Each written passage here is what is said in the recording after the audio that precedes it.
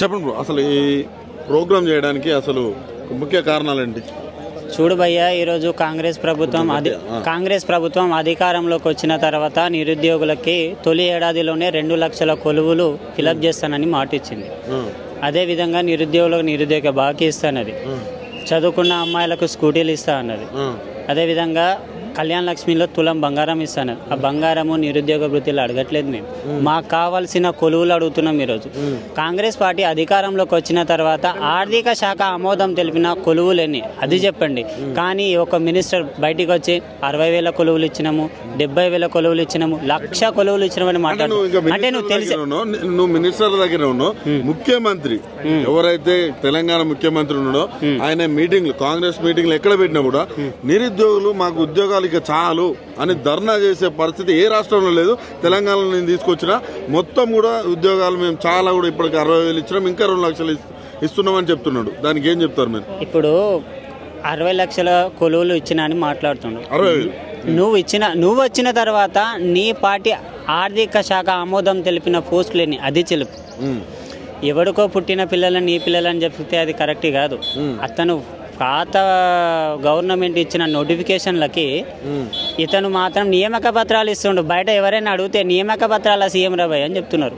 అంతే తప్ప నువ్వు సీఎం, నువ్వు సింహములే వచ్చినావు, నల్లమల్ల పుల్లివో నల్లమల్ల పిల్లివో అని నేను చూడట్లేదు ప్రజలు. నువ్వు ఊర్లలో చూస్తే ఇప్పుడు విలేజ్లలో అయితే యూరియా లేక మొన్నటిదాకా రైతులు కష్టపడ్డారు. ఇప్పుడు హైదరాబాద్లో కానీ నీ పాలన ప్రజాపాలన అని చెప్పుకుంటావు కదా గొప్పగా. నీ పాలన వచ్చిన తర్వాత నిరుద్యోగులు వచ్చేసి ఉద్యోగాలు లేక గోస పడుతున్నారు. వాళ్ళ గోస ఎవరికి చెప్పుకోలేక సతమతం అవుతున్నారు. ఫస్ట్ ఆఫ్ ఆల్ గోసపడుతున్నారు మీరు అంటున్నారు, ఆయన ఏమో ఉద్యోగాలు వద్దని ధర్నా చేస్తున్నారు అంటున్నారు. ఇప్పుడు నీకు దమ్ముంటే ఆ వీడియో క్లిప్ ఎవరైతే చూపియది మాకు జస్ట్ అతను వచ్చిన తర్వాత గ్రూప్ 2 కానీ డిఎస్సి కానీ పోస్ట్ పోన్ చేయని ధర్నా చేసిరు అంతే.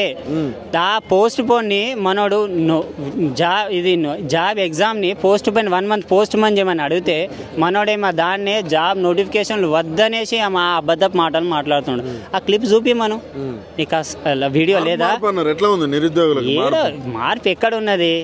మార్పు అంటే ఇంతకు ముందన్నా నువ్వు ఏదైనా ధర్నా చేస్తున్నావు అంటే స్వేచ్ఛగా ధర్నా చేసేవాడు నువ్వు. ఇప్పుడు అసలు ఇప్పుడు ధర్నా అంటేనే ముందు రోజు రోజే అరెస్ట్ చేస్తున్నాడు. ఏడ కంచెల బద్దలు ఏడ సెక్రటరీ ముందు బద్దలు కొట్టచ్చు. మొన్న ఓయూ క్యాంపస్కి వచ్చినాను, ఏడ స్వేచ్ఛగా ఏడొచ్చినాను, దొంగలేక వచ్చినాను. దొంగ కంటే దారుణం వచ్చినావు ఆ రోజు క్యాంపస్ లో. ఆ రోజు నీ మీటింగ్ లో ఆ రోజు స్టూడెంట్స్ ఎవరైనా ఉన్నారా? ఓయూ క్యాంపస్ లో నీ పార్టీ కార్యకర్తలు అందులో ఉన్న జాబర్సే ఉన్నారు. స్టూడెంట్స్ ఎవరైనా ఉన్నారా?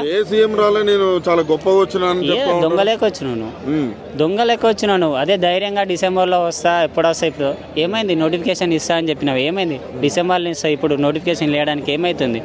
నువ్వు అధికారం చేపట్టి 2 సంవత్సరాలు కంప్లీట్ అవుతుంది కదా ఇప్పుడు డిసెంబర్.